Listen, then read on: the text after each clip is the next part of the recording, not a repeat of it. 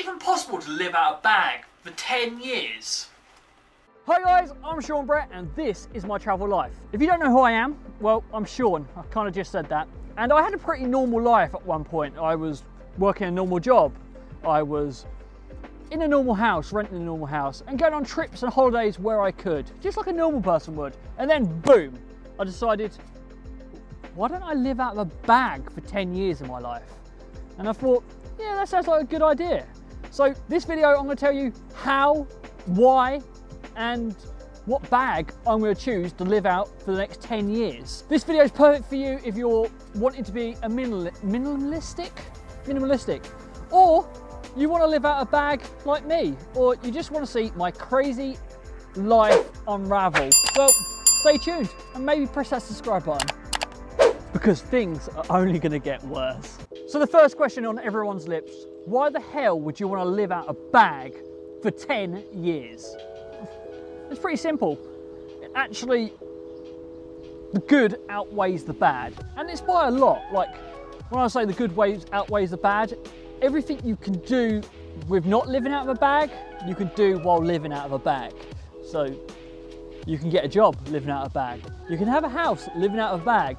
You can travel living out of a bag. And it just makes everything more easier. The cost is better, it's more flexible, and it gives you a travel mindset. And that's really important to my 10-year goal of traveling to every country in the world in under a year. So I need that travel mindset to get to that stage of traveling to every single country in the world. Owning nothing but what's in your backpack on your back is a scary thought. Like, everything you own is in that backpack on your back. Like, you have nothing else. It is super scary. But how many times have you been on holiday and thought, oh, I wish I packed that, or oh, I'd go on a holiday or I'd go on a really long trip if it wasn't for this, and it's holding you back? Well, nothing's holding you back if it's all on your back. It's a scary thought. Like, I don't have a car, don't have a house, it's all on my back, so I can go wherever, whenever I want. Living out of a bag means you'll buy less unnecessary stuff. I'm not saying I won't buy any unnecessary stuff, because everyone buys unnecessary stuff, but you're unlikely to see me with a pogo stick or a pie maker, because I've got nowhere to put it.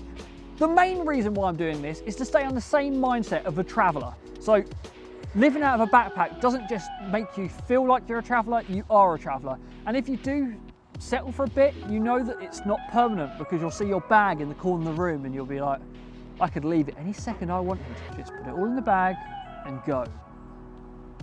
Which is the best bag to live out of? Okay, I've done a lot of research on the internet and I've actually lived out of a bag for 2 years. So I actually know quite a lot of information about this subject. But the general thought is the smaller you go, the easier it is, because obviously you're more mobile, you're more likely to pick it up and just go to the next hostel. The heavier it is, the less likely you'll move on to the next place. For example, I was in Australia for 2 years and I had a 100-litre bag. If you don't know what size they are, they're the giant ones. They're the ones that come above part your head. Like my haircut, by the way. Anyway, comes up above your head and it's super heavy. I originally filled it to about 25 kilos before going on the trip. And by the end of the trip, it was 35 kilos. It was really heavy. And to be fair, I couldn't go from hostel to hostel because it was so heavy, you didn't travel, and it kind of killed the traveling. So going for a super big bag actually is like not living out of a bag, you get me, because you can't do the things that you're wanting to do. So for example, a 35 kilo bag, you're more likely to put it in a car, so you'll have to have a car, or you'll be getting taxis, and it stops you from traveling a lot. So the lighter you go, the more you'll travel. But saying that, the internet suggests you go for a 60 kilo bag to live out of.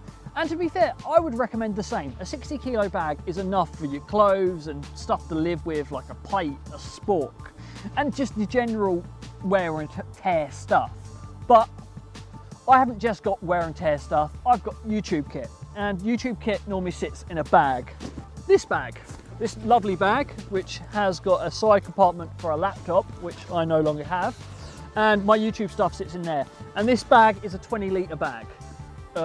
So thinking about that and the fact that I don't want to downsize my YouTube kit too much, I'm going to go for an 80-litre bag. So 60 litres of general wear and tear stuff, and 20 litres for YouTube and filming, which makes sense. So if you want to see that bag, this is the bag here. It's the bag that I started the filming with. It's an 80 litre bag, Carrigan bag from Mountain Warehouse. I will put a link in the description, probably to a very similar bag if I can't find it, and it'll probably be on Amazon because it's just easier to link to that. Might be affiliate, might not. So affiliate means that it doesn't cost you any more, but I might get a percentage of the cost, but I don't know, so it might not be. Who cares? I'm just doing it for you. But to be fair, I would recommend a 60 litre bag if you're thinking about doing this and you don't do YouTubing, because a 60 litre bag is smaller the bag, the less you can overpack. I'm going for about 20 kilos on my bag.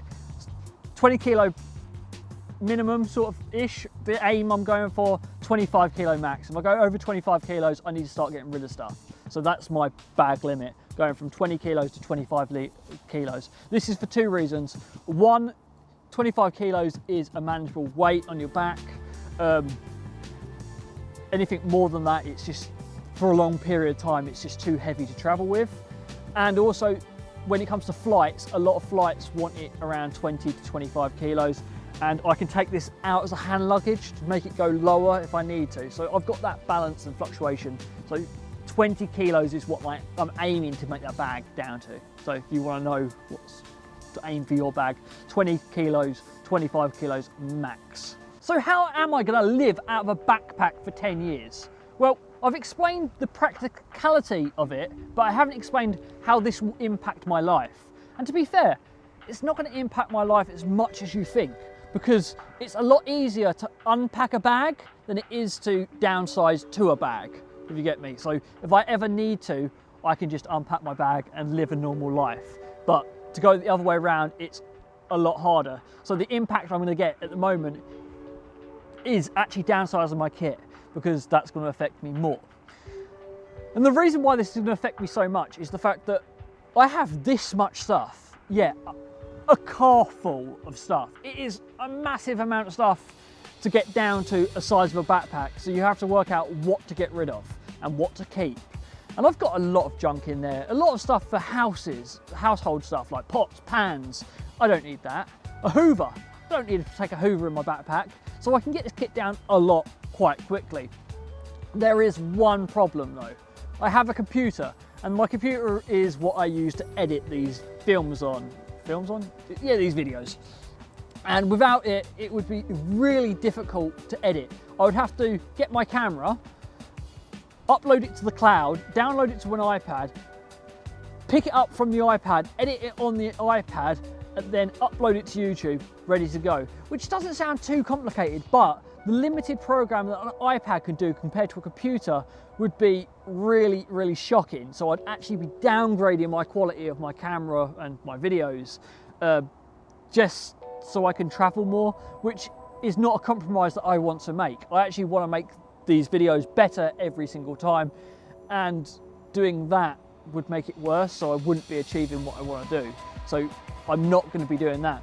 So the other option I have to do is get a laptop, and I am looking at laptops, and that is a massive cost because I want it to a certain spec, actually the spec that I couldn't get my computer to, which was with the graphics card, and they're about £800, and that's a basic laptop. I'm not saying this laptop's even going to last me 10 years. I'd be surprised if it lasts me 4 years at that price. If I want to go for a 10-year laptop, I'm looking at nearly £2,000, and I just don't have that money. This YouTube channel doesn't make me any money, so I can't afford to put that ahead for this channel at the moment. Maybe in the future, when it does make money, I can think about that. So once my bag is packed down and ready to go, this is going to take me months. I'm not planning to do it straight away, not like straight after Christmas, not pack my bag down and just go off. I've got about 3-4 months. I'm looking at moving about April, May time, and I don't actually know what I'm doing. I've got a couple of ideas, but with the situation the world's in at the moment, travel is really difficult. As I keep telling you, planning travel in 2021 is a real hard job to do. So what am I going to do? I have 5 options. The first one being find farm work in the UK, which is the most safest option I've got in the whole list, because the UK is still going to need food, so farms are still going to be open. So I'm pretty sure there will be farm work in the UK, and I'm looking at Scotland for this, and some really nice places. And then there's other things like traveling Asia, traveling Europe, going on a working holiday visa, going up Manchester, going up north and exploring north and working up north, or just finding odd jobs and just going around the country or the world, just finding odd jobs and surviving for a year. Because by April, May time, I would be in a financial situation that I want to be in, that I can just afford to live, which is great, if all plans work up until then. Talking about working, I work extremely hard. I'm going to be working 8 days next week.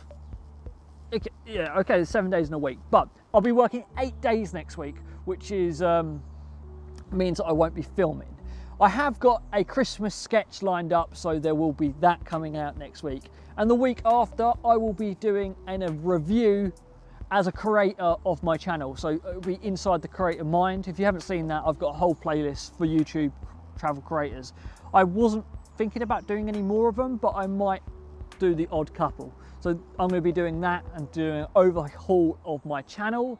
And I'll be back here again doing another travel life vlog on the 11th of January for you guys. So I'll do like an overhaul of Christmas, New Year, and the new year start. So that'd be great to be talking about that when I next see you guys. So have a great Christmas, have a great New Year, and I'll see you again soon. Hi guys, thanks for watching. I really enjoy making these, even if I do get some really strange looks of people walking past when I'm filming. They're like, what's that guy doing talking to a camera? Anyway, thanks for watching guys, and make sure you subscribe and like the video. Thanks, I'll see you again soon.